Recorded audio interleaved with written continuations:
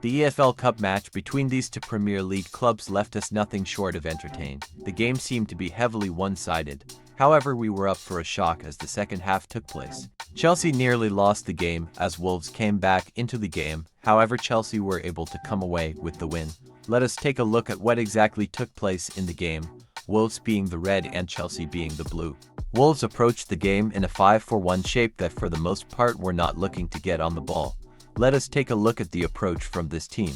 We would rarely see Wolves build up in this game. However, whenever the opportunity presented itself, we would see them build up with 3 players deep.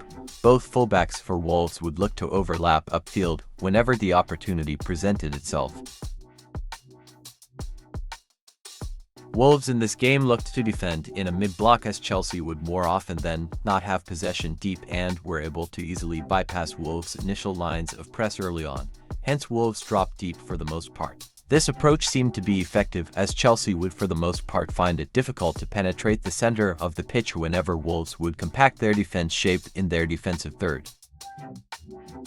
However, this was not a foolproof plan for Wolves as Chelsea were looking good attacking out in the wide areas. Not only this, but they were able to also well exploit the space Wolves would leave open in between their players on the transition. Wolves would find it incredibly challenging whenever Chelsea would look to press high. Chelsea were able to force errors from Wolves that would allow them to score some of their goals.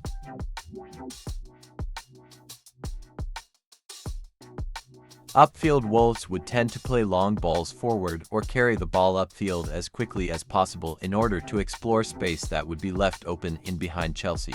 This would more often than not work out for Wolves as Chelsea would look to press high in this game, and this would then mean that there would be loads of space for Wolves to exploit. Chelsea were able to establish dominance in this game during the first half. However, in the second half the game seemed to almost slip through Chelsea's hands. Let us take a look at what exactly happened. Chelsea approached the game in a 4-3-1 formation that would for the most part have both fullbacks push upfield and at times Romeo Lavia drop in between the 2 center-backs, or he would be the single pivot that would then allow one of the fullbacks to remain deep forming the back 3. Chelsea were able to find it relatively easy to build up in the first half of the game as Wolves would sit off them. Not only this, but upfield they were able to well orchestrate their press. The second half is when the game truly came to life. This is what transpired. Wolves began to close if the midfield third way better than they did in the first half. This would then make it challenging for Chelsea to then play balls through Wolves' defensive shape like they were able to do in the first half. Throughout the game, Chelsea would then also play loose passes into the midfield, so this would then be worsened for Chelsea by Wolves' tactical adaptation.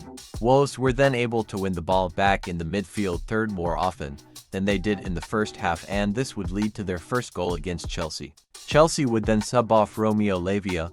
This substitution would make things worse for Chelsea as now they would no longer have a press-resistant pivot in the center of the pitch, meaning they would play passes hoping to progress as the ball upfield, which they were able to do something, but for the most part Wolves were able to cut off Chelsea's progression. Romeo Lavia's substitution came along with Malo Gusto's substitution. Chelsea brought on Marc Cucurella, who is a left-back. This meant that Chelsea had Hato, a left-back, and Marc Cucurella left-back on the pitch. Josh Achampong would then have no choice but to shuffle across to the right-back position. He would more often than not be caught drifting infield, leaving wide open spaces on the right-hand side. This would be like gold for Wolves as they would look to target this area of the pitch after Chelsea then made these substitutions. Wolves were already fighting in the second half, and the Chelsea substitutions made it worse and more chaotic for Chelsea. Even upfield, Liam Delap would not have the discipline required for this game and got sent off, allowing Wolves to have the 1am advantage in the game.